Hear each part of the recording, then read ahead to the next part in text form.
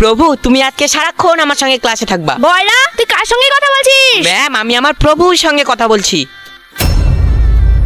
জানো বাবু, আমি পড়াশোনা করে অনেক বড় হতে চাই। তুমি আমাকে এইভাবেই আশীর্বাদ করো যেন আমি আরো অনেক বড় হতে পারি। দেখতে পাচ্ছিস না এখানে আমার প্রভু বসে আছে? কিন্তু এখানে তো কেউই নেই। যা, তুই পিছনে গিয়ে বস। আরে বয়রা পাগল টাগল হয়ে গেছে নাকি? একা একা কার সঙ্গে কথা বলছে এদিকে? হ্যাঁ রে, আমিও তাই দেখছি। জানো বাবু, এর নাম বেঙ্গি, এ রোজ আমার পাশে বসে। আর হ্যাঁ, আজকে তোমার জন্য আমি মিষ্টি নিয়ে এসেছি। আচ্ছা বয়রা, এখানে যদি তোর প্রভুই থেকে থাকে তাহলে আমরা কেন দেখতে পাচ্ছি না? আচ্ছা বাবু, আমার বন্ধুরা তোমাকে কেউ কেন দেখতে পাচ্ছে না?